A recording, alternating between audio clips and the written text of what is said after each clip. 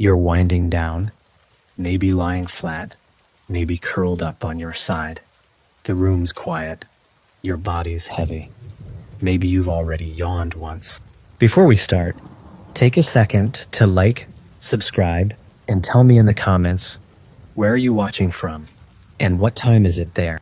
Now, imagine sleep with no clocks, no schedules, no glowing screens, no phones buzzing at midnight, no alarms at 6, just exhaustion, wood smoke, cold stone, and a pile of straw. Tonight, we're going back, not to royalty, not to war, not to fire, but to bed. Because as strange as it sounds, medieval peasants, the poorest people in Europe, may have had the best sleep in human history. You don't know what time it is. No one does. Not exactly. There's no bell tower here. No town clock. No rooster that crows on cue. Just the darkness. And the fire, nearly out. The orange light it throws across the cottage walls is soft and low. The kind of light that pulls your eyelids downward. Your arms are sore. So are your legs. So is your back. You feel it in places you forgot you had. Not the ache of laziness. The burn of having worked from before dawn to after dusk. No breaks, no bargaining. Just motion. Just labor. Your hands are caked with a day's worth of earth. Not just dirt. Real living soil. You turn hay. You lift buckets. You knead rye dough thick enough to break your wrists. You haul piss pots out into the cold and dump them near the compost. You haven't bathed today, or yesterday, or likely the day before. But that doesn't stop you from curling up beside your brothers, your sisters, your mother, your father, your uncle's wife. Everyone sleeps together here. One room, one hearth. A single giant pile of limbs and breath and straw. The bedding isn't soft, but it is warm. Straw's been changed recently. You can still smell it. Underneath, blankets thick with oil and soot, heavy wool, stiff linen, hand-stitched repairs made over 5 winters. You press your face into it and feel the sleep come on fast. Not like now, not anxious, not distracted, not waiting for a phone to buzz or a dog to bark or a neighbor to slam the door. Just stillness, just the kind of fatigue that makes your bones beg for silence. This is first sleep. You don't know the term. It doesn't need a name. But centuries from now, scientists will study it, call it segmented sleep, say it's more natural, more healing, more in tune with the body's rhythms. But you just call it sleeping. You'll be up in a few hours, briefly. Maybe to stoke the fire, maybe to pray, maybe just to sit in the dark and whisper with your sister about what the stars looked like tonight. Then you'll drift into second sleep, and it will be deeper than anything most modern people ever feel. No blue light, no buzzing, no late night news, no fear of oversleeping. Just the rise and fall of breathing bodies, just the slow crackle of fire. Just a sleep earned through effort and untouched by interruption. It's not silence that makes the sleep so deep. It's rhythm, a rhythm older than bells, older than bedtime stories, older than beds. Your life is ruled by the sun and your stomach, and you wake when the sky is red, work until your arms tremble, and sleep, not because it's time, but because it's all your body can do. There's no fight left in it, no late night thoughts, no endless scrolling, no playlist humming from a screen on your wall. The world ends when the fire dims. The room goes dark, and your mind follows. Your room, if you can call it that, is just one part of a single-room cottage. Everything happens here. Birth, death, eating, mending, bleeding, and sleep. The hearth is at the center. A few feet away, the shared bed, or sometimes just a raised platform layered in straw, cloth, wool, and whoever's too tired to move. Children are sprawled beside elders. Your cousin is curled around a dog. Someone snores. Someone whimpers in a dream. No one stirs. Because the rhythm here isn't just in time, it's in bodies. You sleep with others, not by choice, but by necessity. Blankets are rare. Heat is precious. A single candle costs more than a day's cheese, so you press in tight. You share your breath. You learn to fall asleep to the sounds of others.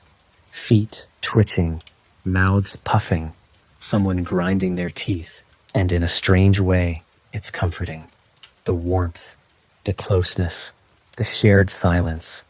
You don't feel alone here, not in the way people in the future will, not in the way someone lies awake in a silent apartment, staring at a phone, heart racing with invisible fear. Here, fear sleeps too. When you wake, if you wake, sometime between first and second sleep, it's gentle, natural. The room is dark, but not black. Moonlight leaks through the cracks. The fire is low, but still glows. You sit up, stretch, scratch at your arm. Maybe you urinate into the chamber pot. Maybe you whisper to your brother. Maybe you just stare into the coals and think about nothing. This is your pause, a kind of intermission built into the night. Future people will study it, confused, ask why people got up in the middle of the night. But for you, it just feels right. Sometimes you pray. It's what many do in the middle of the night. Quiet, slow words, not just to God, but to the saints, to the ancestors, to Mary, to whatever you believe might be listening in the dark. You pray for the harvest, for your sister's leg to heal, for the merchant's son to stop coughing blood, for a gentler winter. Sometimes you just sit there, no words, no asking, just breathing, letting your body cool, letting the outside world settle before slipping back into dream. And then it comes, second sleep, deeper than the first. You lie back down without thinking. You don't toss. You don't reposition. You just fold into it, like sinking into warm earth.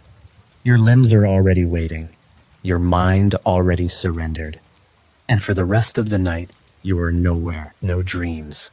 No clocks. No light. Just the full weight of rest, earned through toil, wrapped in breath and fire and silence. There's no concept of sleep hygiene. No bedtime tea, no apps telling you when to wind down. And yet, your sleep is cleaner than theirs. Not by design, by deprivation. There is no overstimulation here. No flickering blue light robbing your melatonin. No caffeine-laced drinks keeping your pulse one notch too high. Just the steady dimming of the world as the sun slips behind the hills. It gets darker, colder, quieter, and you follow it, because your body isn't being forced to resist the night. It's allowed to fall with it. Your days are brutal, but your rhythm is perfect. You wake before light, tend to animals, haul water, knead dough, spin wool, thresh grain, harvest beets until your fingers crack. Every motion has weight, purpose, consequence. If you do not work, you do not eat. If you do not eat, you do not live. That urgency makes your body efficient. It spends nothing. It doesn't have to. And when the sun sets, and the chores are done, and the bread is cooling near the fire, your body doesn't hesitate. It begs for rest. You rarely lie awake thinking about the future, not because you're unbothered, but because the future isn't yours. You don't control land. You don't own time. You work when told, sleep when done. And though that may sound cruel, it's clear. There's no second guessing, no decision fatigue, no wondering if you should have replied to that message or said that thing at dinner. There was no dinner party, no meeting, no inbox. You had turnips and prayer and heat, and now you have sleep. Your bed isn't a mattress. It's a collection of things. Straw, moss, a mat, if you're lucky, a wooden frame, if your family's better off than most. The straw smells earthy, sometimes a little sour. Mice nest in it during the colder months. Fleas are common, but you've stopped noticing. That's just life. The body adapts, even in discomfort. And here's the secret no one expects, even among the bites, the chill, the creaking joints, your sleep still comes faster than theirs, because your exhaustion is real. And real exhaustion is the oldest sedative on earth. Dreams come in flashes, not long narratives, just sensations. Bread baking, firelight, the river in summer, a dog barking in the distance. Occasionally a fear slips in. Famine, wolves, plague, but not often. Your sleep is mostly quiet, mostly black, like sinking into the belly of the earth and forgetting you have a name. You don't wake thinking about resolutions or productivity hacks. You wake because a rooster crowed, or your father rose to piss, or the fire sputtered out and the cold touched your face. And even then, you don't rise fast. Not yet. You stay there, curled beside your kin, breathing in rhythm, eyes half shut. You feel the first light touch your skin like a second blanket. The day will come, full of toil and ache and hunger. But for now, you have one more breath, one more still moment, one more stretch of perfect peasant sleep. You weren't raised to expect comfort. That's not the world you were born into. Comfort is for landowners, nobles, priests. You and everyone you know were born into labor, born into obligation. Your father taught you to bow your head before the Lord, but he also taught you to watch the grain like your life depended on it, because it did. You learned early that the best reward for a hard day wasn't gold or glory or leisure. It was sleep. That simple, sacred thing at the end of every brutal day. It became the closest thing to heaven you could touch. But here's what no one realizes. That simplicity shaped the way you slept, because your body was never at war with your environment. There was no midnight stimulation, no news cycle, no urgent tasks piling up in a digital cloud.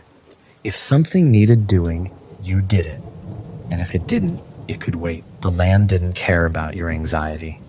The animals didn't run on guilt. You followed the rhythm of your world because it was the only rhythm that existed. And that meant, at night, when there was nothing more to do, you stopped. And stopping meant resting, not fighting your own mind. Your cottage didn't have curtains or privacy or insulation. It had a single hearth and a door that creaked. But even in that, especially in that, your sleep was deep. Your ears learned to filter sound differently. The snap of wood in the fire, safe. The wind against the walls, familiar. A cough, expected. Your brain, unbothered by the kind of artificial stimuli that modern people swallow daily, could tell the difference between threat and noise. You weren't hypersensitive to every creak and whisper. You lived inside the creak and whisper.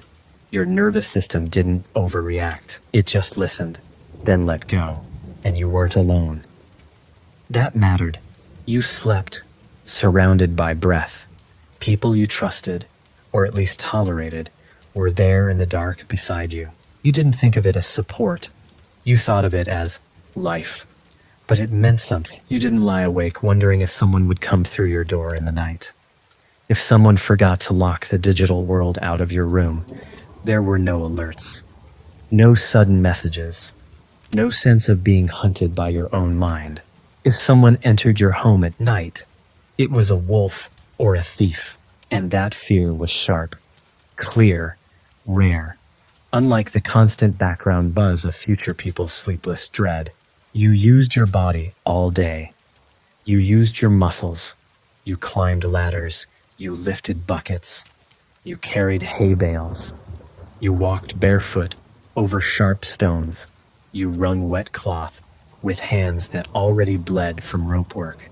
You didn't exercise because your life was exercise, and that physical output created a chemical silence inside your mind. You didn't need guided meditation. Your body, broken down by honest work, released its own tranquilizers, endorphins, exhaustion, the kind of biological stillness that no breathing app can simulate. The fire was your last conversation, not a phone, not a screen, just flame, cracking, popping, whispering stories into the night. You'd sit there, maybe with your chin in your hands watching the last wood turn to ash. That was the last light, the last sound. The cue that it was time, not breath. A device told you. Not because you felt guilt for being awake, but because the world had finished its day, and you were part of it. You were not separate from the dark. You were not isolated from the night. You were swallowed by it, like every living thing around you, and rocked to sleep on the breath of fire and stone. You didn't need silence to fall asleep. Silence, real silence, was rare. The walls of your cottage creaked. The wind pushed against timber. Dogs barked. Someone muttered in their dreams. The thatch above your head sometimes rustled with mice, but none of it stopped you. These were living sound, familiar sounds. You didn't lie awake waiting for stillness, because you never expected it. Modern sleepers chase silence like it's a cure. But you accepted the night as it was, with all its breath and motion, and so your body responded in kind. It slept anyway, deeply, without condition. The food you ate shaped your sleep, too. You didn't gorge before bed. You didn't snack at midnight. Your last meal came hours before sleep. Bread, maybe. On rare days, cheese or pottage. Nothing your stomach had to fight. No sugar spikes. No alcohol-induced wake cycles. No processed chemicals. Your body didn't toss or churn or sweat trying to figure out what you'd just given it. It settled slowly, efficiently. The hunger that woke you wasn't from imbalance. It was from routine. And so even hunger, in its quiet way, made sleep cleaner, sharper, real. There were no electric lights, no lanterns, unless you were lucky. Just candles, and candles were not casual. Each one mattered, made by hand, stored with care, lit only when truly needed. So night was dark, not romantically dark, not mood-lighting dark, but cave dark, a darkness that swallowed your body whole and left nothing but the rhythm of your breath. Your eyes adjusted, your mind adjusted. You weren't afraid of the dark, it was your blanket. Your room didn't glow with notifications or LED dots. It wrapped you in the purest absence of light you will ever know. You weren't expected to rise at 5 a.m. and jog. You weren't pressured to optimize. No one tracked your sleep cycles or judged your REM phases. You didn't need to. You trusted your body. You woke when your body told you to, or when the animals did. The cows had a rhythm. The chickens had a rhythm. The sun had a rhythm. And you were not above those things. You were part of them. People think peasants were powerless, and yes, in many ways they were, but they were also free from a certain kind of mental violence. They didn't wake to urgency. They couldn't see. They woke to light. There were sleep rituals, yes, but not like today.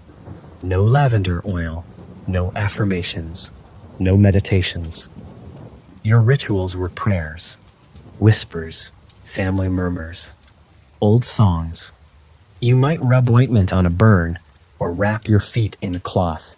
You might shift the sleeping infant closer to the fire or spit in the straw to mark a blessing. These rituals weren't therapeutic. They were ancestral, passed down, not to improve sleep, but to soften death. to fend off evil, to protect the dreamer from spirits that slipped through cracks in the walls. Whether or not they worked, they gave your sleep meaning. And maybe that's why it was so deep. Because your sleep meant something. It wasn't an escape. It wasn't a luxury. It was the earned end to a day lived fully. And you didn't take it for granted. You didn't push it back. You didn't sacrifice it to deadlines or devices. You lay down in the dark, surrounded by breathing, soothed by labor, untouched by artificial fear. You slept, the sleep of the forgotten, and it was holy in its silence. The people around you shaped your sleep just as much as the fire or the straw. You knew their rhythms, not just by sight, but by sound. The way your older brother grunted once, then again, before rolling onto his side. The soft exhale of your sister when her mouth opened slightly in the cold. The sharp snore of your father that used to annoy you, but now lets you know the night is calm, that danger hasn't come. You hear these sounds the way a captain hears wind. They're not distractions. They're orientation. They root you in your place, not just in the room, but in the world. And you weren't alone in thinking of sleep as sacred. The church had opinions on everything, and sleep was no exception. You were told to pray before sleep, not just to protect your soul, but to fend off demons, witches, even the devil himself, who was said to visit dreamers in the night. You believed, or half believed, or just did it because your mother did. But the prayer itself was grounding. It reminded you that there was a thin veil between sleep and death, that you might not wake. And so when you closed your eyes, it wasn't taken lightly. It had weight, purpose, even peace. You never heard the term circadian rhythm, but your life followed it perfectly. The sun told you when to wake. The dark told you when to stop. And if you ignored that rhythm, you didn't get sick.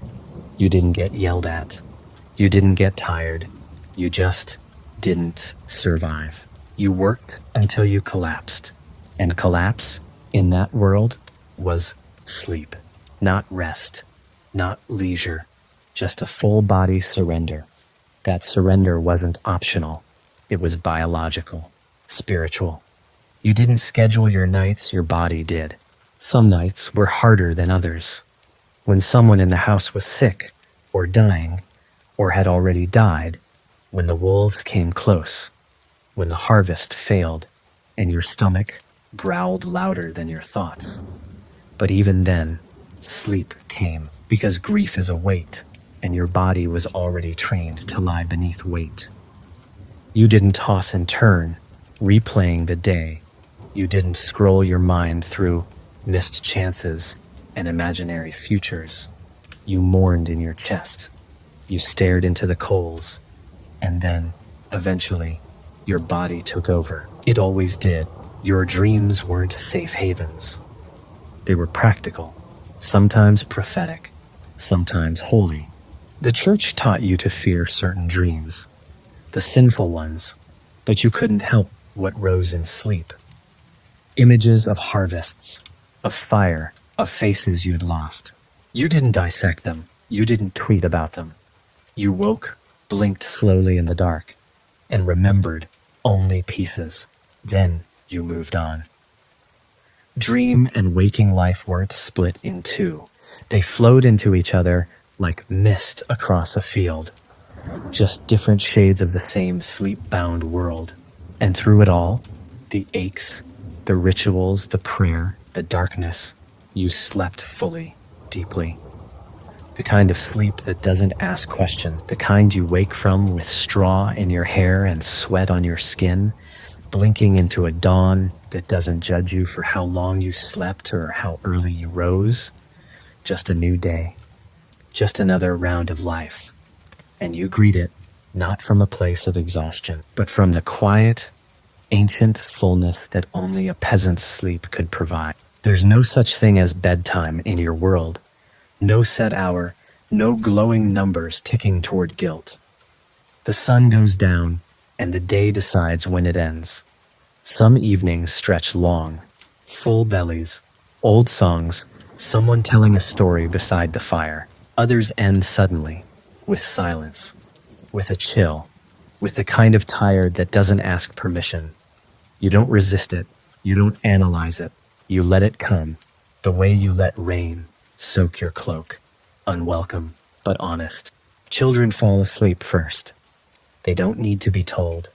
Their bodies, shaped by hunger and cold and hard play, know the path. One moment they're nodding, the next they've disappeared into sleep with a sigh. The adults follow, not in unison. It's a gradual collapse. Someone unlaces their boots. Someone else pulls a blanket tight over their shoulders. You listen to these small sounds, the brush of wool against skin, the shift of a body turning toward the wall. No one says good night. They just fade. There's a beauty in that. Sleep as surrender, not a thing to master or measure, but a current to drift with. You don't worry if you'll fall asleep. You always do. The only question is when. And when it happens, it's like slipping into a familiar river. Not a plunge, not a crash, just a slow descent into black, the kind of black that heals, the kind that empties your lungs and fills them again without effort. And when you wake, hours later, in the lull between first and second sleep, you almost forget you were ever awake at all. You sit up briefly. The room is dim. Embers glow. Your brother has rolled over, muttering nonsense. Someone else is awake too. Your mother, maybe, stoking the fire, whispering prayers, cradling the baby. You share a glance in the dark. No words, just presence. You lie back down and feel the ache in your legs. The good kind, the earned kind. You listen to the silence, not for danger, but for rhythm. The creak of the wood, the breath of the fire, the sound of life still continuing in the dark. And then the second sleep takes you deeper this time, heavier. The fire grows dimmer, your limbs stiffer, but the stillness spreads over you like warm ash. You might dream, you might not. Either way, this sleep doesn't ask you to remember. It only asks you to yield, and you do, without fear, without anticipation. Just the steady fall into the part of night that belongs only to your body. You disappear into it, not as an escape, but as return. When morning comes, there are no alarms, just the sound of life waking around you, the creak of a door, the first clang of metal, the lowing of cows. You open your eyes slowly. Your breath is warm against cold air. You feel the stiffness in your neck, your back, your hands, but also a strange kind of calm. You slept, not perfectly, not luxuriously, but truly fully, honestly, like everything else in your life. Hard, simple, and completely real. You don't think about whether you slept well. That concept doesn't exist yet. Sleep isn't a product to be measured or optimized. It's survival. It's breath between days. You don't own it. You fall into it when allowed and crawl out when needed. But today, like most days, your body thanks you. It feels heavier. Sure, but cleaner, emptier in a good way. No buzzing, no tightness in the chest. No regrets from the night before. Just rest. Just the memory of fire, the comfort of shared warmth, and the deep, unspoken knowledge that you've made it through another night. You rise slowly, not from urgency, but from rhythm. There is no alarm, no calendar, no snooze. Just the soft pressure of cold morning air meeting your cheeks, your fingertips, the bridge of your nose. It's enough. Your breath clouds briefly as you sit up. All around you, others begin to stir, not with speed, with instinct, a shuffle of wool, the grunt of a father stretching his arms, the creak of someone's back, bent from a lifetime of carrying weight. No one speaks yet. The world hasn't earned words. Not until the fire is fed. You step into your boots, still damp from the snow tracked in days ago. Your toes curl, reluctant, but used to it. The floor beneath your feet is cold, earthen, uneven. It grounds you, reminds you where you are, who you are. You walk to the hearth, crouch low, and blow softly into the ashes. A tiny breath, a flicker, a pulse of orange. The fire returns, sleepy, stubborn, like a god that demands respect. It will take time to wake, just like you. You add a splinter of wood. Another. The warmth spreads, slowly. This is morning. Outside, the sky begins to blush. A slow smear of gray, then pink. You squint through the cracks in the shutters. There's no sun yet, but you can feel it rising, not just on the horizon, but in your chest. You pull on a tunic that smells like smoke and old wool. Your shoulders ache, your neck pops, but you stand upright anyway. Others rise behind you. A cousin clutches a blanket. Your brother scratches his ribs. Someone's already yawning. And for a moment, the room feels like it's exhaling all at once. Because what you had last night, and the night before, and the night before that, wasn't just sleep. It was a kind of return to the earth, to the rhythm, to the kind of exhaustion that asks nothing of you but surrender. There are no apps, no prescriptions, no self-help books in your world, but your rest is whole, absolute, uncompromised. You woke with your body aligned to the sun, your mind quiet, your muscles humming with memory, and for just a moment, before the work begins, that is enough. The animals will need tending soon. Bread must be prepared, water hauled, but no one rushes. The day will be long. There's no advantage to hurrying through it. You ladle out what's left of the porridge from yesterday, thick, gray, familiar. You sip it slowly, let it sit heavy in your belly. It tastes like ash and oats, and something slightly sour, but it's enough. You eat, not for pleasure, but for fuel. Your real hunger, you realize, is already satisfied, not by food, but by sleep. Some days you forget how important it is until it's taken. When illness comes to the cottage, everything shifts. Sleep no longer waits to be earned. It gets stolen in pieces, interrupted by coughs, fever, the clatter of a bowl being fetched in the dark. A child shivers in the night, eyes wide, burning. You wake again and again, each time not by choice, but by instinct. You wrap her in blankets, wet cloth, whisper half-remembered prayers. There is no medicine, only time, only breath and sleep. That once sacred rhythm becomes a negotiation with something older than fatigue. When the illness passes and the girl sleeps again without burning, you return to the full night. It feels different now, more sacred. You lie down and wait, but not long. Sleep finds you quickly, like a reward, like mercy, and it's heavier than before. Your breath deepens. You twitch once, then settle. The body, finally allowed to let go, collapses inward like a star.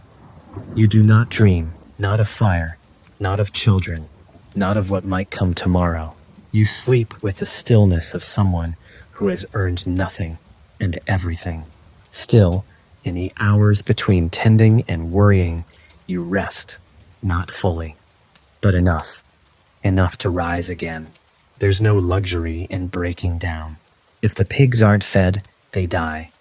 If the fire isn't stoked, the frost wins. You press straw around the sick child's feet. You boil water. You wrap your arms around her and drift into a kind of half-sleep, eyes closed, mind alert, every sound cataloged. But even this fractured rest is deeper than the anxious hours of future minds lit by electric ghosts. In spring, the nights shorten, The light lingers longer, and morning comes fast, but your rhythm adjusts. You lie down later, rise earlier, and still, somehow, the rest feels whole. It isn't about hours. You never count hours. You measure sleep by weight, by depth, by what you feel when you rise. Some nights are thin, quick. Others are long, endless, like falling through soft dirt. Both are enough. Both get you to the next day.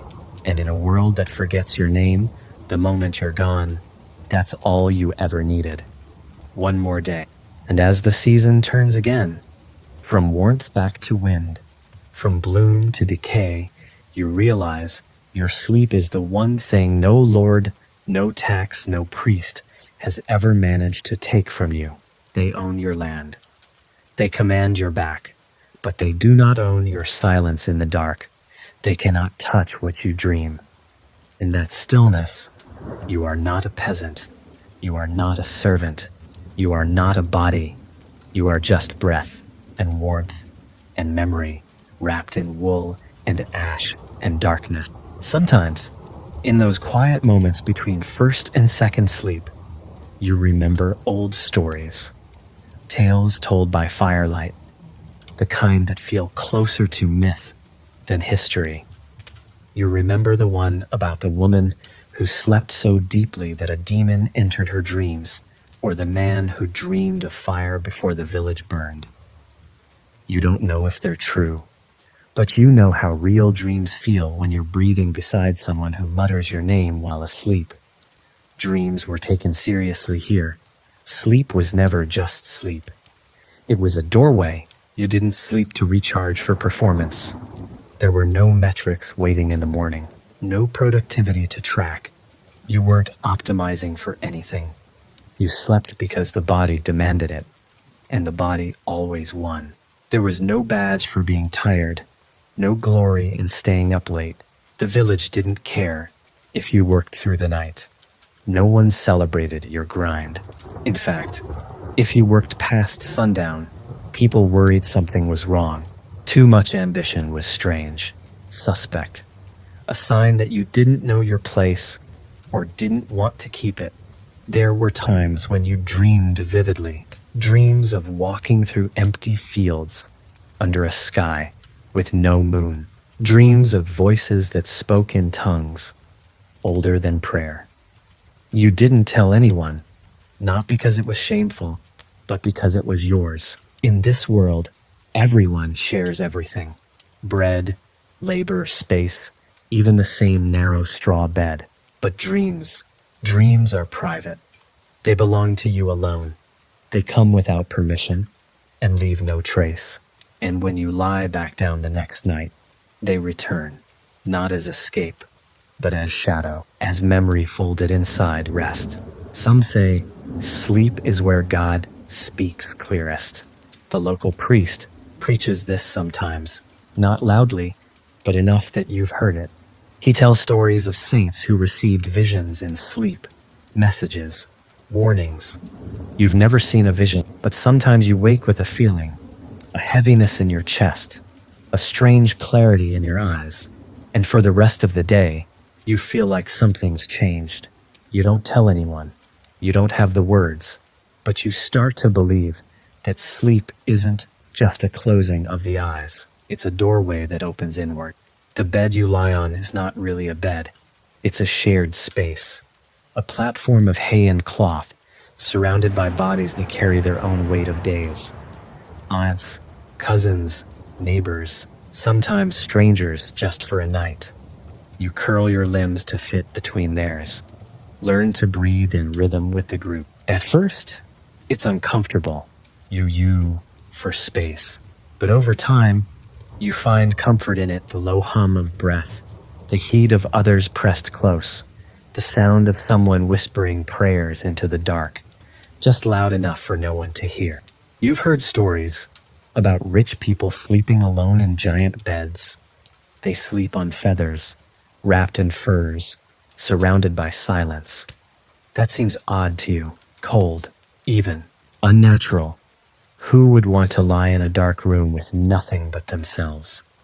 No voices, no shifting bodies, no familiar creaks or breathing to remind them they're still among the living. You wonder if that kind of sleep is deep. You wonder if it feels like yours. You doubt it. Because here, wrapped in smoke-stained cloth and stale straw, with your feet tangled in your brother's and the fire warming your cheeks, you fall into sleep that holds you like the earth. Not soft, not perfect, but full, complete, unshaped by ambition or comfort or illusion. Just rest, the oldest kind. The kind you earn with your hands and bury in your bones. The kind that doesn't just heal, it belongs to you. You don't think of sleep as a break, not a pause between productivity, not a reward. It's part of the rhythm, like breathing or bleeding. You wouldn't call it self-care. That word doesn't exist yet, but you understand its necessity better than any scholar ever could, because you live close to the edge. Every hour of rest is an anchor against exhaustion that never truly leaves. You don't sleep because it's healthy. You sleep because without it, everything else falls apart. Your harvest, your hands, your mind. When you were young, your mother sang low songs before bed. Not lullabies exactly, more like half-mumbled chants. Rhythmic, repetitive. Sometimes they were about saints. Sometimes they were about fields or wolves or the stars. She never explained them, just sang. You didn't ask for meaning, you just listened. Those words sank into you like seeds, deep and unseen. Now, decades later, you find yourself humming them as you lie down, not for comfort, but from memory. The body remembers the sounds that carried it safely into sleep. During winter, the sleep feels different, heavier, longer. The nights stretch into each other, blurring first and second sleep into one long, soft descent. You eat less, you move less. Your body folds into the cold and finds shelter in the dark. Sometimes it's too cold to sleep well.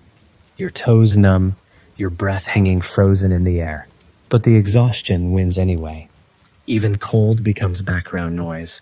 Once your muscles surrender, the fire dies early. No one wakes to feed it. That's fine. The group body is warm enough. You wrap yourself in that warmth, like another layer of skin. The strangest thing is how sleep teaches you about others.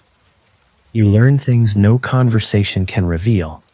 You know your father's shoulders hurt by the way he winces when he rolls.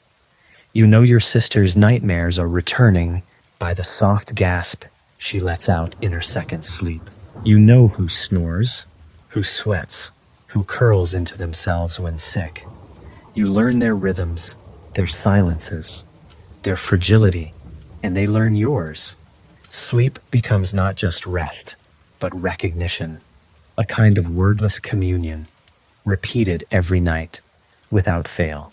You've never once asked if you're sleeping enough. The question would seem strange. Enough for what? There is no enough in this world. You sleep until you're woken by light or sound or cold or need.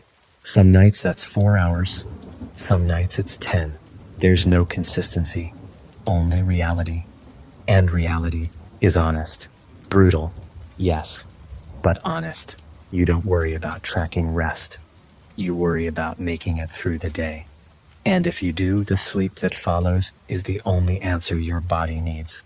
And when it comes, when sleep returns, again and again, night after night, even in hunger, even in pain, you receive it without resistance. You don't fight it. You don't question it.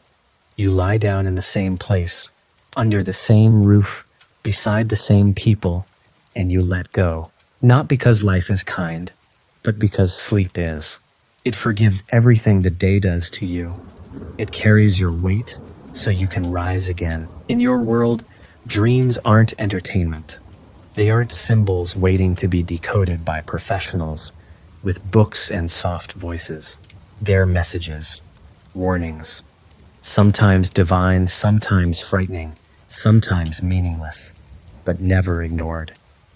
If you dream of a bird flying backward, you tell someone. If you dream of teeth falling out, you make the sign of the cross. Dreams are stitched into your spiritual life, woven between folklore and fear. There are people in your village, old ones mostly, who can read them. You don't always believe what they say, but you still listen, because in the medieval night, when the line between body and spirit blurs, dreams are part of the air you breathe. You've heard stories of people who spoke to the dead in their sleep, not always family, sometimes strangers, sometimes saints. Once, a man claimed he saw Saint Sebastian in a dream, his arrows glowing like torches. The priest told him to fast. Others whispered that he might be cursed, but you never laughed. You understood. You knew that sleep wasn't just biological. It was threshold. It was the place where what's real and what's not came to trade faces for a while. And in the dark, under straw and wool and breath, you never felt foolish for believing that someone might be watching. And yet, even with the weight of spirits and stories, your sleep was not fearful. It was full, heavy, cleansing, not because it was uninterrupted, but because it was aligned. You didn't resist your body's needs. You didn't bargain with fatigue. When your body whispered, you obeyed. The only light came from fire or stars. The only sound from life. And when you woke up too early, there was no clock glaring down at you like an accusation. There was only darkness, silence, and the slow realization that nothing demanded you just yet. You turned over. You let yourself return. On feast days, your sleep was different.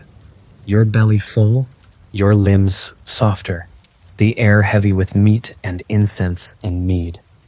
You'd sleep deeper, longer, waking thick-headed but content. On those nights, the fire burned longer. Someone might still be humming when you slipped into dreams. You'd lie half-draped in warmth, smiling before your eyes even closed. There was laughter in the air, even in sleep, the kind that settled into your chest like a coal and stayed warm until morning. You remember those nights. You always will. On other nights, harder ones, sleep came as a shield. After a death, after a failed harvest, after a beating, it didn't matter how dark your thoughts became. Your body still demanded rest. Sleep took you whether you were ready or not. Not as kindness, not as cruelty, but as law. The earth doesn't ask if you're prepared. It simply waits. So does sleep. And you learn to respect that, to lie down when nothing made sense, and let the quiet come. Even broken, you slept. And now, years into this life, you've stopped asking what dreams mean. You've stopped naming sleep as anything but sacred. The fire may die, the bread may burn, the tax may rise, but every night, without fail, your body finds its way back to stillness, to a silence so old, even your ancestors would call it holy. And when you sink into that dark once more, surrounded by warmth, by memory, by rhythm, you know it's the one part of life that still belongs entirely to you. There are nights when you lie down with no fire left, just embers, faint and red in the black. The cottage is cold. You curl tighter under the weight of wool and body heat. The straw pokes at your back. Your legs ache. But still, you feel a calm settle over you. Not because the day was easy, it wasn't, but because it ended. You survived it. And in this life, surviving is more than enough. The cold, the dark, the hunger, none of it matters. Once sleep comes, once your eyes close, even the worst days become distant. The straw is still rough, but you're already sinking. You learned long ago not to fight tiredness. That was something only the young did, or the proud. You've watched men resist the pull of sleep, drink through it, talk over it, pretend it wasn't there. They always paid for it the next day. Slower hands, weaker grip, a dullness behind their eyes. You're not like them. You're not afraid of silence. You welcome it. And when it comes, you don't delay. You lie down. You settle. You breathe. And in that breath, the weight lifts just a little. Just enough to carry you into the next hour, the next dream. In your sleep, time folds. Minutes stretch like wool pulled too far. Hours pass in the blink of a thought. You wake sometimes with no memory of the night before, sometimes with dreams you can't place. Was it your childhood you walked through in the dream? Or someone else's? You saw a field, a face, a flame, but it slipped away as soon as you opened your eyes. You don't chase it. That's not the way of things. What sleep gives, it gives freely. And what it takes back, it keeps. You accept it. That's part of the rhythm too. You slept through storms, through floods that soaked the walls, through childbirth screams, through the creaking collapse of beams under too much snow. You once woke to a snake near your ankle, and still, after the panic, after the strike and kill and burial, you slept again. The body knows what it needs. And in this world, it needs sleep more than it needs safety. Rest doesn't wait for perfect conditions. It waits for nothing. You lie down and your body says, now, that's enough. Some nights, your last thoughts are prayers. Not always words, sometimes just shapes in your mind. A hand, a loaf, a flicker of firelight. You ask for protection. Yes, but more than that, you ask to wake up. That's the real blessing. To lie down and rise again, to open your eyes, and feel the dull hunger in your belly, the stiffness in your spine, and know you're still here. Not promised, not safe, but alive.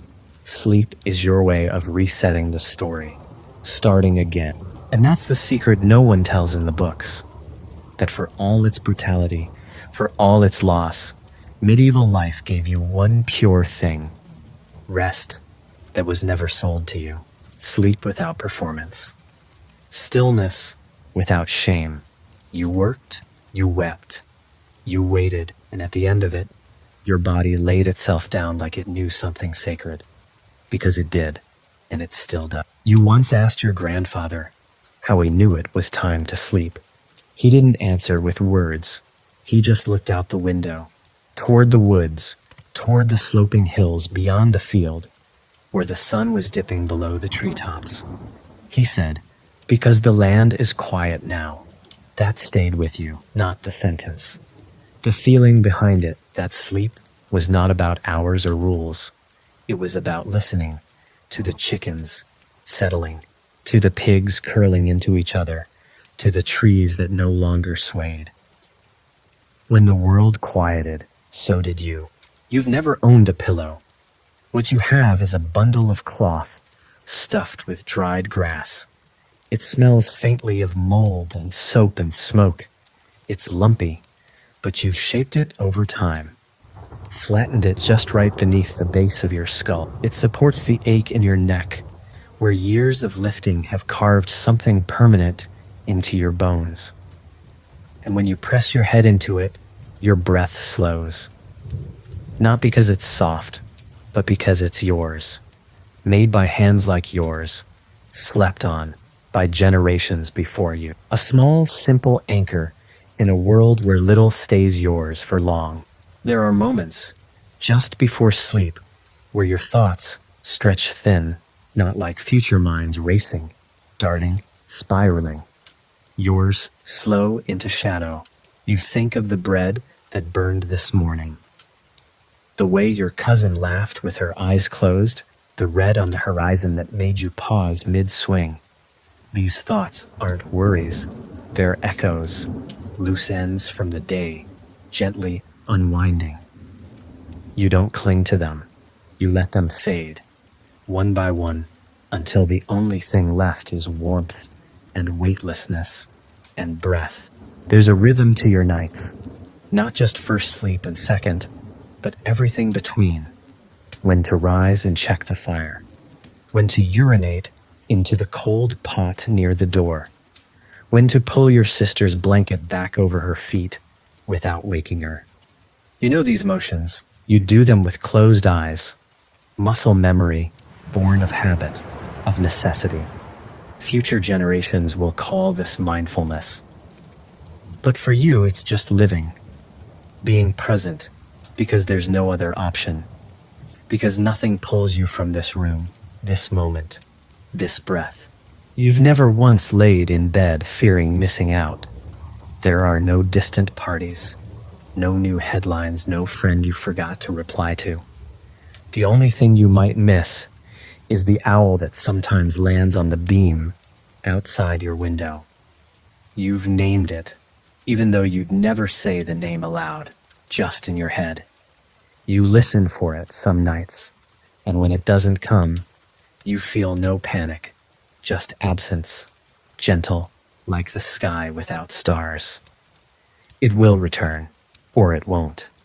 Either way, you'll sleep, and you will sleep. Tonight, tomorrow, until the days grow too short, or the winter's too long, until your hands forget how to churn butter, or your legs no longer climb the hill. But even then, sleep will find you, because it always has. Long before medicine, long before comfort, long before clocks, it was the one gift the world gave you, without cost. And it's the one thing it never took away. There's a kind of intimacy that only sleep can reveal. Not lust, not romance, just closeness. When you sleep in the same room, the same pile of warmth, you learned things about people no conversation could ever show. You know the rhythm of their sighs, the strange way someone twitches just before a dream takes hold. The way your sister curls tighter when it rains. The way your mother whispers names into the straw when she thinks no one is listening. Sleep makes you family, not just by blood, but by presence, by breath. You once had a fever, a deep one, the kind that blurs night and day, burns you from the inside, turns your dreams into shapes you can't explain. For 3 nights you slipped in and out of a sleep, so thick it felt like drowning, and yet in the middle of it, something held you. Arms, a cool cloth, the sound of someone humming a lullaby that wasn't for you but worked anyway. You don't remember who it was, but you remember the feeling that even in pain, even in that fire, your sleep made space for survival. Even the animals seem to sleep better here. You've seen them, cows snoring softly in the barn, chickens huddled like stones under straw, the dog twitching in dreams beside the hearth. They aren't rushed. They don't fight their bodies. They don't delay the end of the day out of fear of missing something. They lie down because the sun is gone and their work is done. And in their silence, you are reminded of your own place in the world, not above, not separate, just one creature among many, returning to stillness. You wonder sometimes if the nobility dream like you do, if their sleep is deep, if their minds quiet, or if they lie awake in high beds surrounded by stone and fire and silence too loud to bear. You don't envy their beds. You don't envy their coin. You have something they'll never name. Rest without debt. Sleep that doesn't answer to profit. You lie down poor and wake the same. But between those two things, you are weightless. Free. There's no shame in needing rest. No lectures. No guilt. If someone falls asleep mid-sentence beside the fire, no one laughs. No one wakes them. It's understood. The body speaks when it must. If your uncle slumps on a bench after supper, someone drapes a cloth over his shoulders. If your cousin lays down early, no one teases him. Sleep is a fact of life, not a failure of will. You've seen noblemen mocked for sleeping in daylight, but here, among dirt and ash and skin, sleep is as holy as bread, and in that freedom, you find strength, not just for work, not just to survive, but to return every night, every season, through pain, through winter, through hunger and loss and joy. You lie down, you give yourself over to the dark, and when you rise, you do so whole. No ritual, no secret, just a truth as old as breath, that no matter how hard the day is, the night still belongs to you. The moon has a rhythm too. You know its shape by heart, not by studying, but by living under it. You've slept beneath a new moon, so dark you couldn't see your hand, and under full moons, so bright you've mistaken midnight for dawn. Your body responds to both. Under the full moon, you wake more, shift more. The dreams come sharper. Under darkness, your sleep is slower, heavier, like stone. You don't question it. You don't name it. But every peasant in your world sleeps with the moon, not in spite of it. It's another quiet ruler in the sky, and you obey without knowing why. There are nights when the sky itself feels tired. No wind, no stars, just a low pressing blackness outside the shutters, as if the world has wrapped itself in a blanket. These are the best nights, when even the animals are silent, when no one stirs, when the only sound is the slow stretch of the timber frame and the crackling breath of what remains in the hearth. You lie there between your cousin and your father, the blanket rising and falling with each breath, and feel like you've returned to something ancient, something bigger than sleep, something older than language. Sometimes the priest tells you sleep is a vulnerable state, a time when demons can find you. He warns you to pray before lying down, to cross yourself, to name the saints. Not everyone listens, but you do. You whisper the words your grandmother taught you, not loudly, not formally, but as if breathing them into the straw itself. You don't know if it protects you, but you've made it a ritual, and that's enough. Because sleep isn't just for the body, it's a crossing, and when you close your eyes, you want to believe that someone watches over the place you go. There are stories told in the tavern about sleep gone wrong, men who woke screaming, women who refused to close their eyes ever again. They say it was the devil, or a curse, or madness. You don't laugh, you don't dismiss it, because you know what it's like to carry a night that won't leave. You've had dreams that felt too real, dreams you didn't remember until the next time you lay down. And suddenly, your chest tightened, but those nights pass, and sleep, no matter how strange, always calls you back, always forgives. And that's what matters most. Not the comfort, not the rituals, not the straw, or the silence, or the warmth. It's that sleep returns.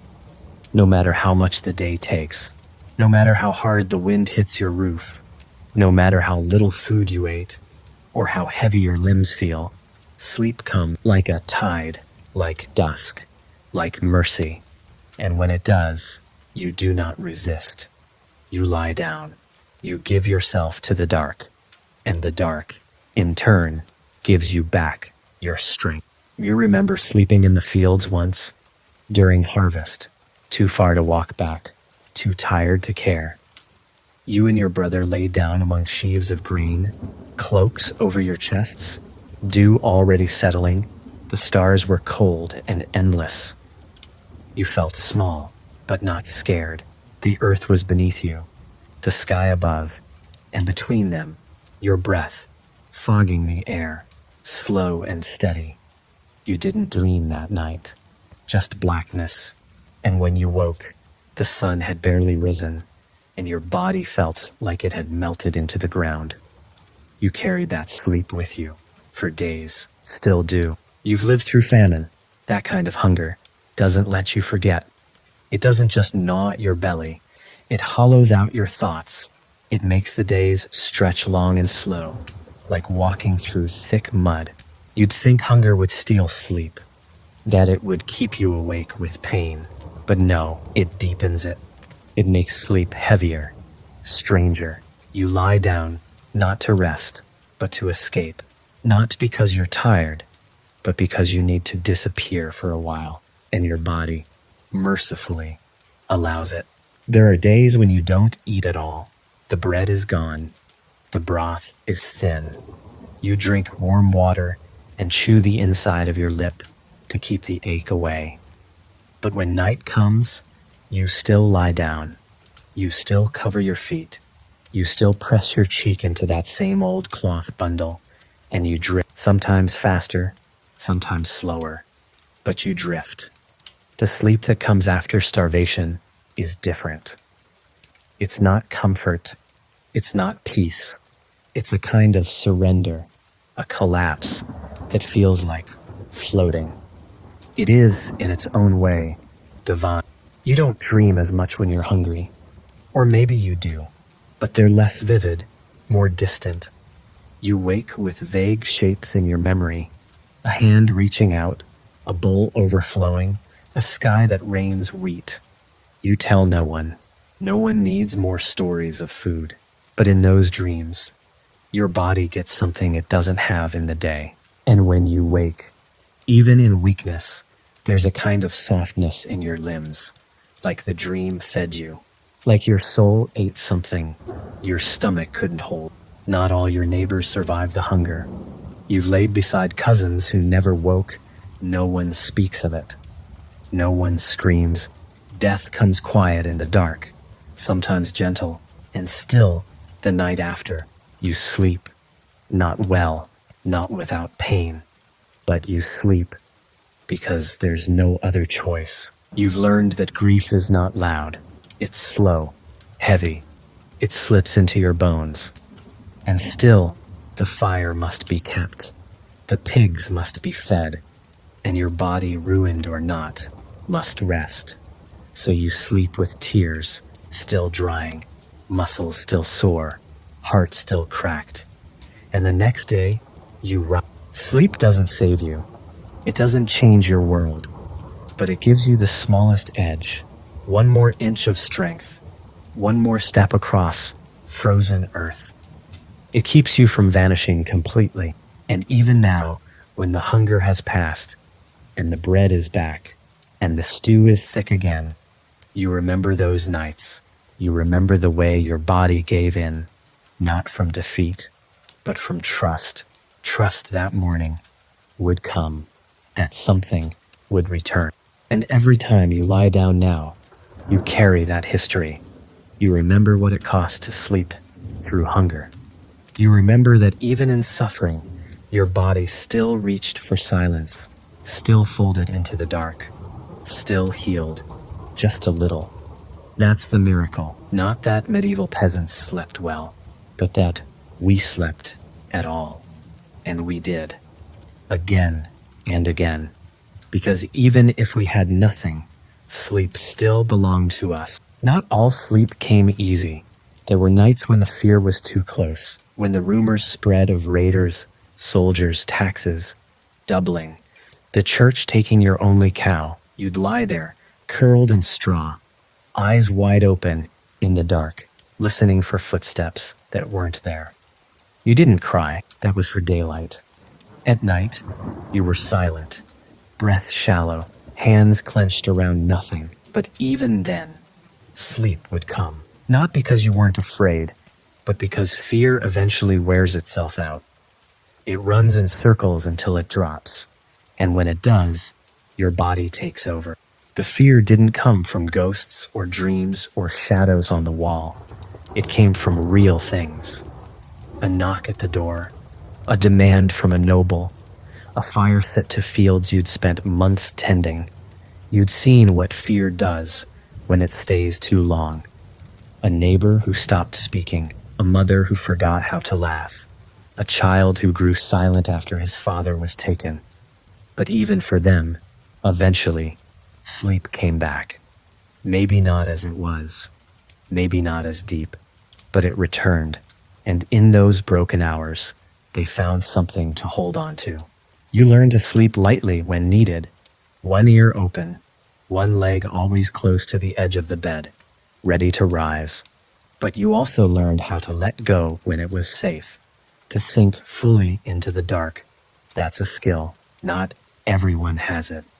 You earned it over years, through winters, through childbirths and burnings, and the quiet death of someone you thought would live forever. You earned your rest by surviving, and survival in this world is enough. You once found an old man asleep in a church, bent over a pew, arms folded, mouth open. A priest scolded him for disrespect, but you understood he wasn't praying. He was resting. The church was the only place in the village with warmth, quiet, and no labor expected. His sleep was more sacred than any chant. You sat beside him for a while, said nothing, just listened to him breathe. That moment has never left you. Sometimes you wonder if God prefers prayers or rest. You suspect it's both. As you grow older, sleep changes. Your body wakes more often. The cold reaches deeper. Your dreams come stranger, closer to the surface. Sometimes you talk in your sleep now, or wake remembering someone long gone. But the rhythm remains. The pattern. You know how to lie down. Even if it takes longer to drift, you know how to calm your limbs, how to find a place for your spine. And even if the sleep is shorter, it's earned. That's all you ask. That it feels like something you worked for, like something you kept. And on the nights when everything aches, when the straw feels sharp and the wind finds its way through the cracks, you don't curse it. You just close your eyes, pull the wool tighter, and think of all the nights before this one. All the times you thought the world would break you, and it didn't.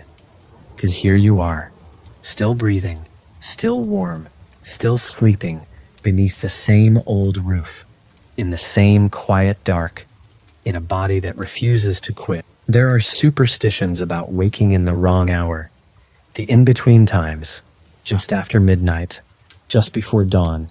They say those hours don't fully belong to the living. If you wake then, you're not supposed to speak, not aloud, not even to yourself. You're supposed to wait, to breathe, to let the moment pass without calling attention to it. The church teaches one thing, but the villagers teach another. And in sleep, you listen more closely to the old voices, the whispered rules, the ones carved deeper than scripture. You've obeyed those rules since childhood. If you woke before the hearth crackled, you stayed still. If you needed to rise, you did it slowly. You didn't disturb the silence. That silence, thick, breathy, alive, felt sacred, not peaceful, sacred, like something ancient moved through the house at night and demanded respect. Even now, as an adult, when you wake in that hour and your eyes catch the faint glow of coals, you remember to move gently. You don't know what waits in that space, but you know how to let it pass without provoking it. Some in the village hang iron by the bed to ward off spirits. Others place bowls of salt near the doorway, not because they expect magic, but because they respect history, the weight of those who didn't wake. You don't question it. You place your small protections in silence. You mutter old prayers passed down by your grandmother's grandmother. Not out of fear, but continuity. You're not trying to change the night. You're trying to belong to it, to pass through it one more time, unharmed. And you do, most nights. You wake with your chest warm, your ears ringing from the quiet. Someone is always up before you. Usually your mother. You hear her stirring the coals, moving pots, adjusting wood. She doesn't call to you. She lets you rest, because rest in this life is never wasted. If you sleep longer, it's not shameful. It's understood. Your body asked. And in this world, We answer when we can. No one needs to earn rest beyond survival. And you've survived plenty. Sometimes you think about how many have laid in that same bed.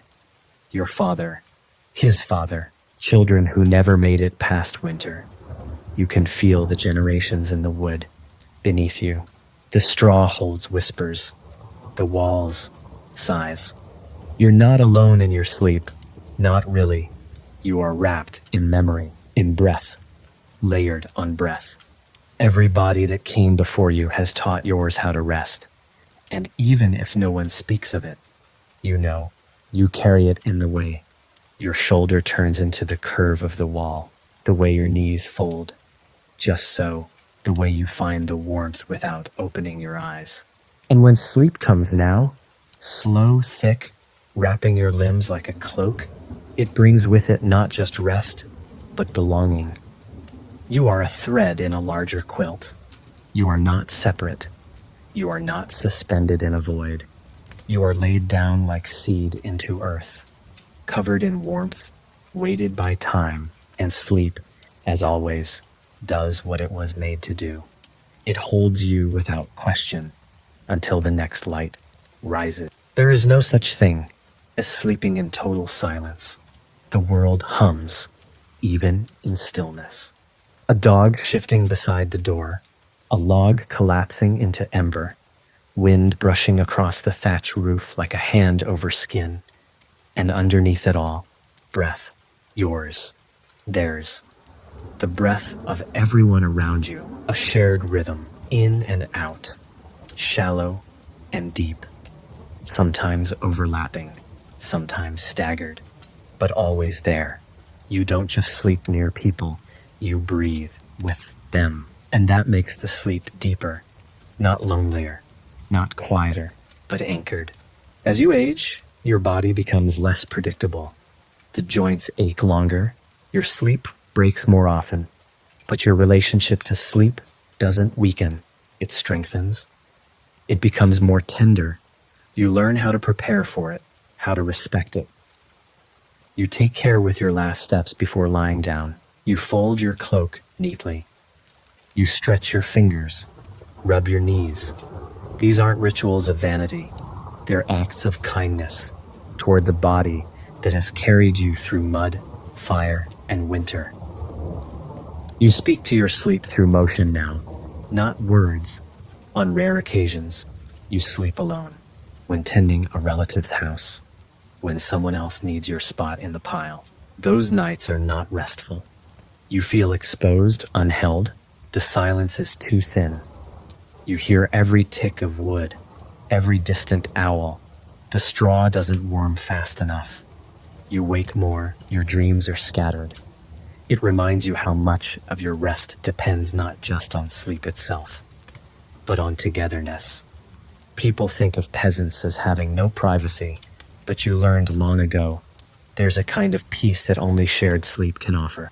You remember the first time your child slept through the night. You woke before him, panicked, listened hard to make sure he was breathing. And when you heard that soft, uneven rhythm, you wept, not from fear, but from gratitude. His rest was your rest. His safety, a balm. And from that night on, you watched his sleep like a fire, carefully, protectively, not just because he was young, but because sleep was sacred and he had found his way into it without struggle. You've never heard of sleep science. You don't know what a circadian rhythm is. You don't track sleep cycles or measure heart rate. But you do know this: when you sleep well, the bread tastes better in the morning. The air feels cleaner. The goat doesn't seem as stubborn. And the hours, though long, don't break you. That's how you know the sleep was good.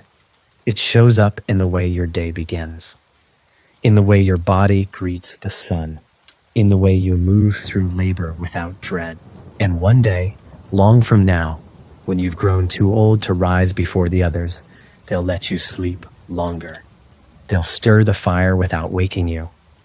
They'll carry the buckets, knead the dough, hang the wet wool, and you'll open your eyes slowly, body stiff, but heart still full. Because even after everything, the cold, the hunger, the loss, you've kept this a body that knows how to surrender to the dark and rise from it again, quiet, steady, and whole. There are times when you lie awake, not from worry, but from reverence.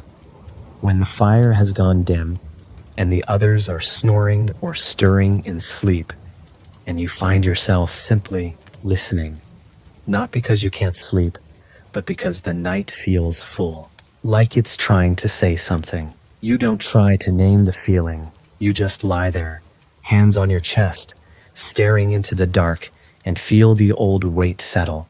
Not heaviness, belonging. The weight of being one more breathing body in a world that keeps turning, quietly, without needing you to control it. These are the nights when the world feels old, when you realize how many generations have slept like this, before firewood, before straw, before carved beds. People sleeping on dirt, next to rivers, under stars. People who didn't write their names down, but still dreamed, still sighed, still wrapped themselves in animal skins and let the dark cradle them. You're not separate from them. You're just the next breath, the next chapter. And as you drift off, it feels like falling not into sleep, but into history. Some of the elders say that how you sleep determines how your soul travels, that the position of your limbs, the placement of your head, the things you speak or don't speak before rest, these all shape where your spirit goes. You don't know if that's true, but you've noticed something. The nights when you lie down angry, you wake heavy. The nights when you sleep after holding someone's hand, you wake light. Maybe that's coincidence, or maybe the soul does travel. And maybe sleep is the only time it can move without chains. There is a rhythm to the entire house. You've lived in it so long you can hear it even when it's quiet. The door shifts in the wind. The rafters click with temperature. The chimney exhales at regular intervals. Your family has become part of that rhythm, the little cough your brother always lets out before falling asleep, the way your mother hums when she adjusts her blanket, the floorboard that creaks no matter who steps on it. It's like a song, played every night. And your sleep is the chorus, steady, familiar, ancient. You never outgrow the need for sleep. It doesn't become less important with age. It becomes more sacred. Your dreams grow stranger. Some nights you see people you haven't spoken to in years. Some have died. Others are children again, running through fields they never lived near. You don't wake disturbed. You wake curious. Where do these dreams come from? What part of you still remembers those smells, those voices, those glances from decades ago? Maybe your mind forgets, but sleep doesn't. Sleep keeps the archive. And as your body changes, slower legs, tighter joints, shorter days, your sleep deepens in new ways. Not in hours, but in meaning. It feels less like rest and more like return. You no longer take it for granted. You prepare for it with gratitude. You close your eyes, not to escape, but to arrive, to meet yourself again in the dark. Not the worker, not the peasant, just the sleeper, the dreamer, the one who, no matter what the day demanded, still belongs to the night. You've come to understand that the night is not an enemy, not something to resist or conquer. It's not the absence of light. It's the presence of something deeper, softer. The day belongs to obligation, to toil, to others. The night belongs to you. No field can claim your hands while you sleep. No lord can demand your breath. In sleep, you are nameless, untaxed, unburdened. The fire doesn't care what you own. The straw doesn't ask who you serve. You are simply a body again, breathing, resting, remembering how to be whole. Even the pain becomes easier in sleep. The bruises, the burns, the stiff knees from kneeling too long, they don't vanish, but they soften, they loosen. You wake with them, but somehow they feel less sharp, like the edge has worn down. You've heard people say that sleep is where the body heals. You think it's more than that. It's where the body forgives. All the things it endured while you worked without pause. The things it held in so you could finish the task. Sleep is how your body tells you it's all right. You may. The animals understand it too. You've watched the sheep curl up beneath the stars, unmoving until dawn. The dog sighing into the dirt, paws twitching with dreams. The chickens nestled so close together, you can't tell one from the next. They don't need comfort. They don't need darkness. They just need rhythm. And that's what you've learned to follow. The rhythm of the world turning, of hunger rising and fading, of the sun dipping just enough to signal now. Let go. You've never counted the hours of sleep you get. You wouldn't know how. Time lives differently here. It's not carved into numbers. It lives in firelight, in the sound of the last pot being scraped, in the rhythm of breathing beside you. There are nights when your eyes open before the others, not because of restlessness, because something in you knows it's time. No alarm, no schedule, just instinct. And you rise slow, careful not to disturb the balance, still held in the room like a glass of still water. Some mornings, you wake unsure if you were dreaming or remembering. The line is thin. You sit by the fire and stare into the coals, trying to trace the shape of what you saw in the dark. A field, a face, a sound. Was it real? Does it matter? You've stopped needing answers. You've learned to let dreams pass through you like breath. Sometimes they return. Sometimes they don't. The point isn't what they say. The point is that they speak. That something inside you is still alive enough to wander in the night. And as you rise again, stretching slowly, feeling the weight of another year in your spine, you wrap your blanket tighter around your shoulders. The others are still breathing. The wind hums outside. The house holds steady. And you, once more, have crossed the long bridge of sleep and returned to the shore of waking. Not broken, not remade, but gently carried through darkness, through memory, through silence, into the waiting arms of morning. There's a kind of peace that only exists in the hour before dawn, before the rooster crows, before the village stirs. It's not silence, exactly, but a pause, like the world is still holding its breath. You've woken in that hour more times than you can count, not from noise, not from nightmares, but from completion, as if the sleep itself had decided, gently, that you'd had enough. You blink in the dimness, your breath visible in the cold. You don't rise, you don't speak, you just lie there, in the stillness, wrapped in breath and bone in a quiet, too wide to measure. You can hear the fire's last breath, a faint crackle, like old paper folding into itself. The ashes glow just enough to cast shadows on the beams. Across the room, someone stirs, a cousin perhaps, or your sister's youngest, a small shuffle of limbs beneath cloth. You don't look, you don't need to. Everyone has their own way of waking. Some rise quickly, others drift up from sleep like smoke. You prefer the latter. No alarm, no demand. Just the slow re-entry into a world that, for now, asks only for presence. You roll onto your side and feel the soreness in your shoulders. The good kind. The kind that means you worked, not suffered. The kind you wear like a memory. The straw beneath you has flattened in the shape of your body, molded by time and weight and repetition. It's not comfort in the modern sense. It's familiarity. Your body knows this bed, every itch, every ridge, every knot of wool in the blanket.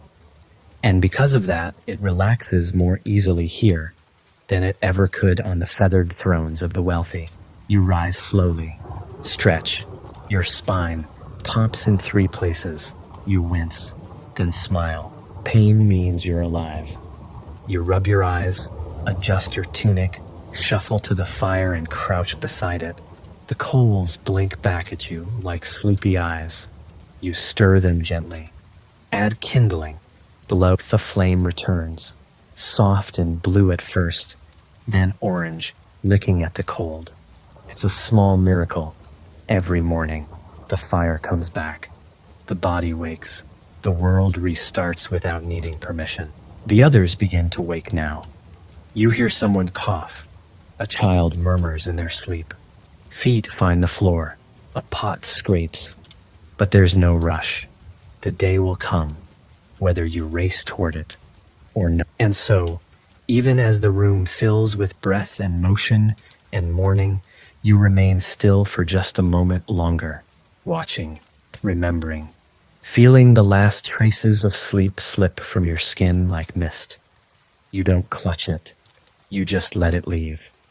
It did its work. It gave you what it could. And now, it's time to rise.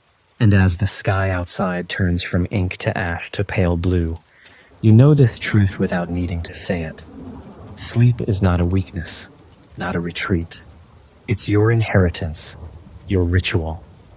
The one thing they couldn't tax, couldn't steal, couldn't burn, and tonight, when the work is done, and the light is gone, and your breath slows again under the same patchwork blanket, it will find you once more, just as it always has. By now, sleep feels like a friend, with a familiar face, not always gentle, not always easy, but constant, predictable in its return.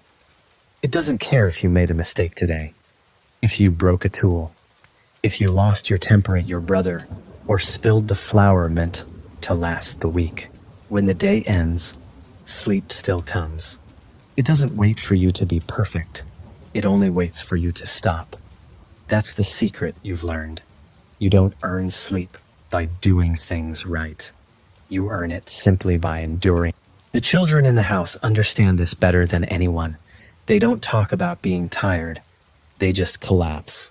Mid-play, mid-sentence, mid-laughter. One moment, they're wide-eyed and wild. The next, they're folded into a corner, mouth open, hands still sticky from berries or ash. No resistance, no rituals, just surrender. You envy that. You used to have it.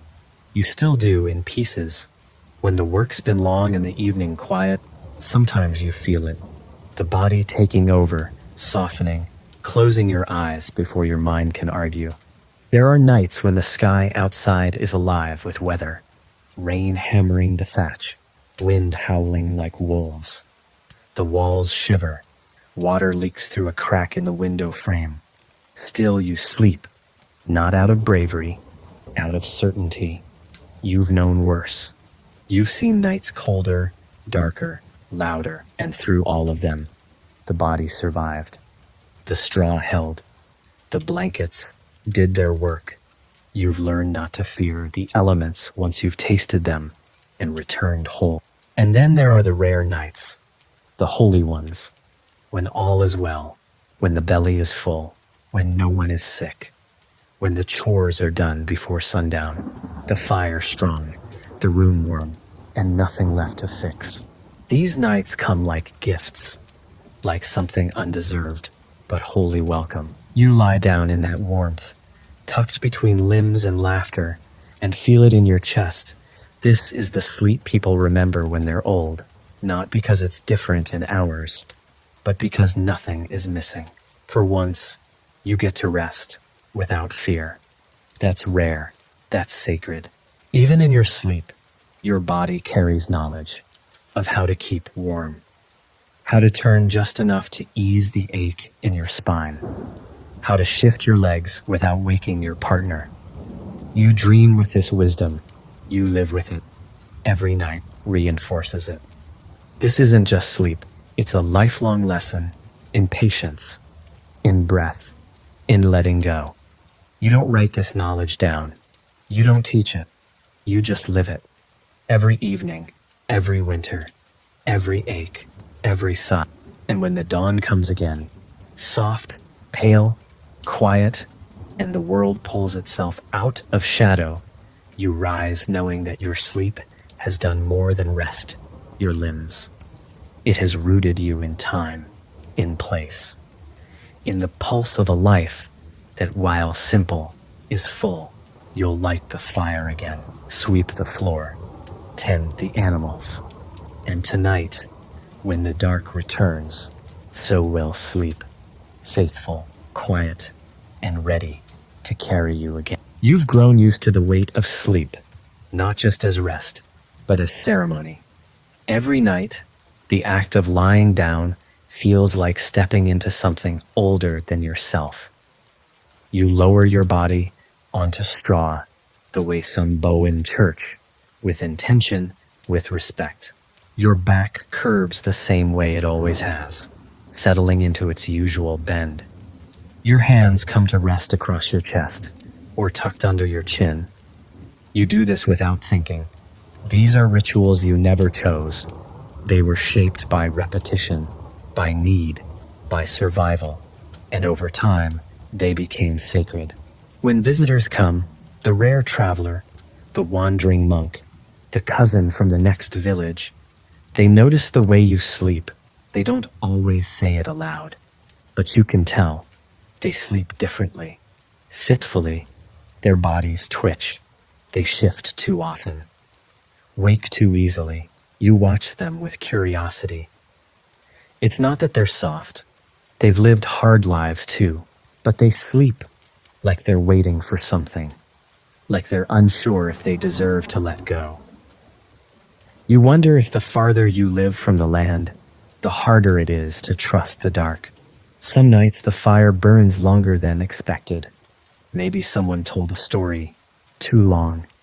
Maybe no one wanted to be the first to move. Maybe the warmth just felt too good. And so the sleep comes later, but deeper, because it followed laughter, because it followed communion. You've learned that the body doesn't just rest after work. It rests after belonging, after joy. That kind of sleep feels heavier, more generous. You sink into it with your chest open, your breath slow, your thoughts still echoing with the rhythm of voices beside the flame. You've never kept a journal. You've never written a poem.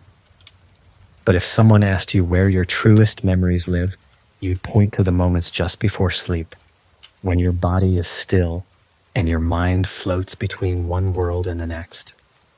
That's when you remember your grandfather's voice, your sister's hair, when she was still alive. The warmth of your first goat kid curled in your arms. These memories return not like storms, but like smoke, drifting through the threshold between waking and dream. You don't chase them, you let them pass. You fall asleep with them still glowing behind your eyes. There's no sound you trust more than breathing. At night, with the wind outside and the coals low, it's the one thing that tells you we are still here. Each inhale is a reminder that someone you love is alive. Each exhale, a gift to the room. When someone is missing, traveling, sick, gone, you feel their absence in the rhythm. A skipped note. A silence where sound should be, and it aches. But even that ache is part of the sleep. It doesn't stop it. It just makes it deeper. And tonight, like every night before, the room begins to quiet. The dog is the last to settle. The fire lets out one final sigh. You shift your shoulders, exhale long and slow, and the dark folds around you. Not heavy, not cold, but familiar. You close your eyes, not out of exhaustion, but readiness. Because here in this small corner of a world that asks too much, your sleep is still entirely yours, and it welcomes you back without question. You've come to realize that sleep is your most honest self. There are no performances here, no roles to play, no pride to maintain. In sleep, your face slackens, your hands uncurl, your body forgets the stiffness it carried all day. No one lies in sleep. The way your limbs fold, the way your brow softens, it reveals you, not to others, but to yourself. You've watched your mother sleep after burying her third child. You saw something in her stillness then, not weakness, but release. Sleep is where the world stops demanding things from you. For a few short hours, you belong to no one. And somehow, in that surrender, you feel more human, not less. The nobility may write their names in books, carve their deeds into stone, but you write your life into the straw each night, in the imprint of your body, in the heat you leave behind, in the rhythm of your breath, joining the breath of the people you love. Your legacy isn't made of monuments. It's made of moments, hundreds of quiet nights that no one else will ever see, where your only triumph was making it through another day and resting anyway. There are stories about sleepwalkers, people who rise in the night with eyes open but minds far away. They walk through the village, step into rivers, climb onto roofs. You've seen it once, a boy from the next house over, eyes glazed, whispering a name no one knew. He walked barefoot in the frost, untouched by cold. Someone caught him, led him back. He never remembered it. But the story stayed. People say the dead sometimes borrow the living during sleep, just for a moment, just to see. You don't know if it's true, but you sleep more carefully now, as if sleep opens more than your body. Sometimes, as you drift off, you think about what sleep will be like when you're old, if your back will still allow it, if your mind will still find the path. You wonder if your dreams will grow quieter or louder. If you'll start to dream more of the past than the present. You've seen the old ones sleep during the day, heads tilted, mouths open, hands still clutching tools. Their bodies remember the rhythm, even when the mind slips. You hope you have that. You hope your sleep stays with you when everything else begins to fade. Your life doesn't offer many luxuries, but you've never needed sleep to be luxurious. You've never needed perfume or feathers or silence. You just needed a place to lie down, a little warmth, a body that still answers when you ask it to rest. And night after night, it does. You've learned that sleep isn't about escape. It's about return to yourself, to the body, to a rhythm too old to be named, too quiet to be sold, too human to ever be taken away from you. And tonight, once again, you find your way into that return. The straw is uneven. The blanket smells like sweat and wood smoke. The wind whispers through a crack in the beams. And still, you settle because the day has ended and you're still breathing. And that isn't. Sleep comes like it always has, no matter what the world demanded of you. Some people claim they don't dream. You don't believe them. You think maybe they just stopped listening. Or maybe their dreams are quieter, hidden beneath too much noise. You've learned that the dream doesn't always shout. Sometimes it arrives like dew, gentle, fleeting. You wake with only a feeling, the sense that someone spoke your name kindly in the dark, or that your hands had once again touched something you lost. You don't ask for more. You don't demand clarity. You treat sleep the way you treat the forest, with reverence and without expectation.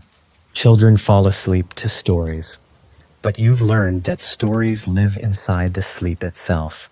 You close your eyes and walk through old memories, some true, some warped by time. The edge of a forest you haven't visited in 10 years, a voice you thought you'd forgotten, the smell of rye bread cooling on a sill. These things live in you, whether or not you speak them aloud. In the day, You forget. In sleep, they return, whole, soft, waiting. Your dreams are a place your body has been storing its stories. All you have to do is show up. You've begun to notice how often sleep follows music, not formal music. No lutes, no choirs, no written scores, just sound. A rhythm tapped on a wooden bowl, a hummed phrase passed down through 4 generations, a breath that turns into a melody with no words, no beginning, no end. Sometimes your sister hums without knowing she's doing it, folding laundry by firelight while the tune loops gently under her breath. On those nights, you sleep faster. Your body carries that sound into the dark with it, like a thread leading back to the waking world. The body isn't something separate from the land. You felt this most clearly while sleeping outdoors, during planting, harvesting, travel, when the dirt was your mattress and the sky your only roof. Those nights, your dreams smelled like earth. Your joints ached harder, but your breath was longer. You didn't fear predators or weather. You accepted them, and in that acceptance, you found a kind of sleep modern minds might mistake for discomfort. But it wasn't discomfort, it was honesty. It was sleep without disguise. And now, lying here again in your own corner of the house, you feel the slow rise and fall of the body beside you. You hear someone shift on the other side of the room. The fire lets out a low groan as it settles into embers. Everything you love is still breathing, and so you allow yourself to fall again, not into darkness, but into continuity, into the rhythm that has held you all your life. Sleep is not an escape, it's an act of faith, and you believe deeply that it will find you again tomorrow. You've also come to understand that sleep is a kind of prayer, not the kind spoken aloud, not the kind written in Latin and chanted by candlelight, but a prayer made of posture, of repetition, of trust, to lie down night after night, in a world where anything can happen, where lives are lost in seconds, and still close your eyes. That's faith. Faith that the house will hold, that the fire will last, that someone will wake before you do, and that even if none of that happens, the sleep was worth taking anyway. There's a wisdom your body carries that no one taught you, a knowing of when it's safe to rest. And tonight, even before the last log gives in to ember, that knowing stirs. Your limbs begin to loosen. Your shoulders drop. You blink slower. You haven't spoken in 20 minutes. No one has. The room has entered that quiet before the fall, the hush that lives between the last word and the first dream. It doesn't need to be declared. Everyone simply knows. Sleep is coming, and the house, the entire house, prepares like a single animal, curling into itself. You feel it in your feet first, the warmth spreading under the blanket, the way your heels find their old grooves in the straw. You don't think of the day, not the cartwheel that broke, not the words you regret saying, not the moment you stumbled, carrying a pail and felt your knees give just a little more than usual. None of that follows you here, not because it's gone, but because sleep makes space for things to rest, without resolution. You don't have to fix anything now. Just breathe. Just settle. Just be. The dark no longer frightens you. It used to when you were small. Shadows that stretched too long. The creak of a door. The rustle of something just outside the walls. But now, darkness feels like water. You sink into it, trusting that you'll float. The light from the fire no longer reaches your eyes. You see nothing, and still you feel held. That's what sleep becomes over time. Not a surrender to emptiness, but a return to something that remembers you, even when you forget yourself. Your breathing begins to match those around you. A slow tide filling the room. The rhythm is imperfect. Someone always breathes louder. Someone snores, but it comforts you. It reminds you that you are not alone, and not just in this house, in this way of living. There are thousands like you, sleeping under thatch, wrapped in wool, listening to the last ember sigh before giving in. You are not exceptional, and that, strangely, feels like freedom. Sleep is your inheritance, shared, humble, unspoken. You don't say goodnight? That's not the custom here. You shift, you settle, you pull the blanket tighter. Maybe someone mutters a prayer, maybe not. But the final act of the day isn't spoken, it's breathed. You turn your face toward the wall, feel your heartbeat slow, and then without announcement, without effort, without even fully knowing when it began, sleep takes you, and it is not a fall. It is a descent, gentle, certain, familiar. And in that descent, you carry nothing but yourself. No tools, no burdens, no names. Just a body that knows how to rest. Just breath, just darkness, just the quiet reminder that even in a world that has taken so much from you, it has never taken this. The day will come again, the work will begin again. But tonight, once more, sleep is yours. You dream more as you age, though not always in pictures.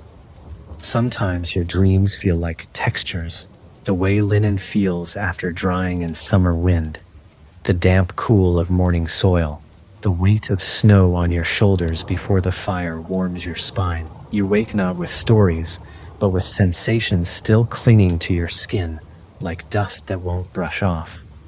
And even though you can't name the dream, you carry it through the morning like a secret, something tender, private, too soft for words. Others begin to ask you how you sleep, the young ones, curious, worried. They complain of waking too much, or falling asleep too slowly. You listen, you nod, and then you tell them, stop fighting. You don't control sleep. You greet it, make space for it, let it arrive like weather. You tell them not to fill the silence with thoughts, to watch the fire, to count the breaths of the person beside them, not to reach for dreams, just to lie still, as if their body knows something they don't, because it does. You don't fear death in your sleep. Not anymore. You used to. The idea of not waking, of the final breath arriving unnoticed. But now, you've seen too many good deaths happen this way. A body curled gently, eyes closed, a face without tension. You think, if it happens in sleep, that's the best of it. No drama, no pain, just the dark reaching in and not letting go. And on most nights, if it were your last, you wouldn't know it, wouldn't resist it, because your sleep already feels like a small death, quiet, whole, complete. You've heard that in other places, far away, across oceans, people live differently. They sleep alone, in silence, with walls between them and the rest of their kin. You can't imagine it. A room with no breathing but your own, a fire no one else shares. You wonder how they rest at all, how they aren't haunted by the quiet. You've known silence, but never isolation. That's the gift of your world. You may have little, but you never sleep without someone. Even in grief, even in fear, someone's breath is nearby. Sleep is where your ancestors meet you.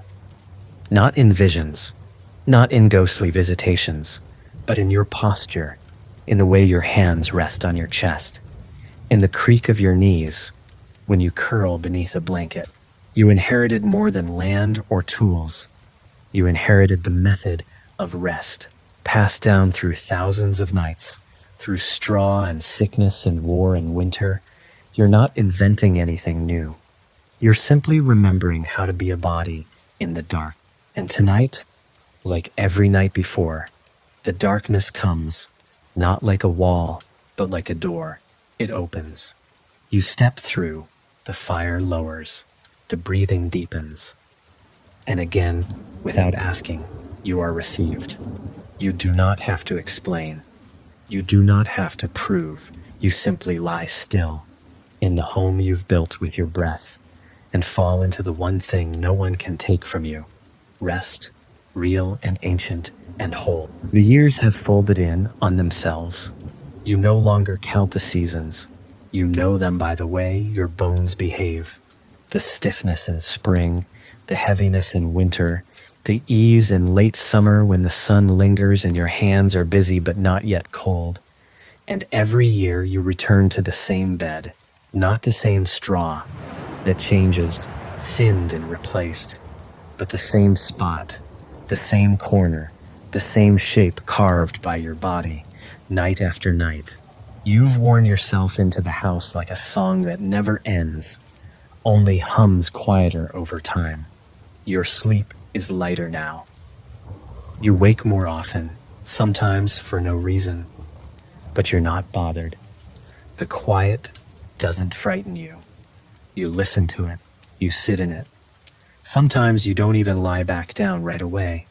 You just sit up, wrap a blanket around your shoulders, and breathe. You've come to love the night, not just for its sleep, but for its stillness.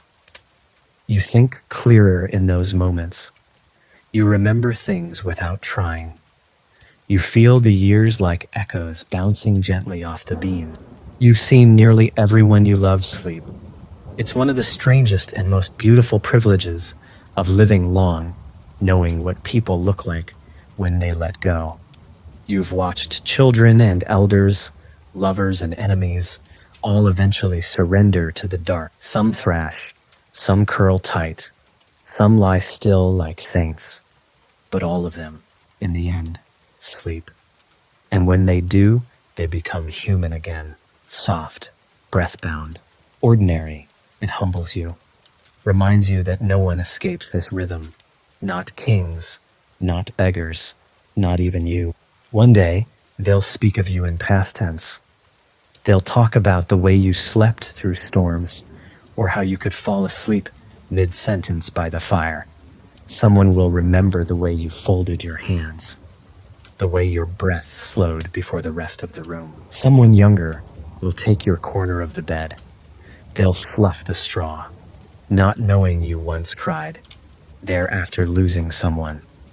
They won't feel your shape in the blankets, but your rhythm will remain, passed on, unnoticed, in the simple act of lying down.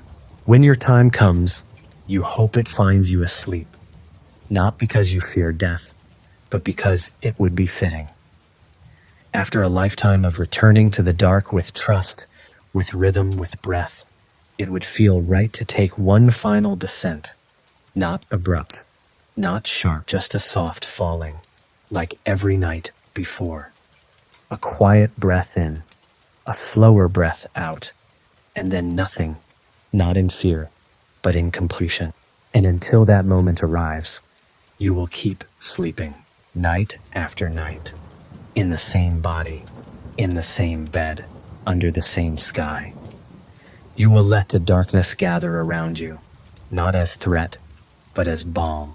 You will meet it, not with resistance, but with welcome, because you have lived a life made of motion, of labor, of grief and growth and fire. But sleep, honest, whole, human sleep, has always been the part no one could touch, and that was always enough.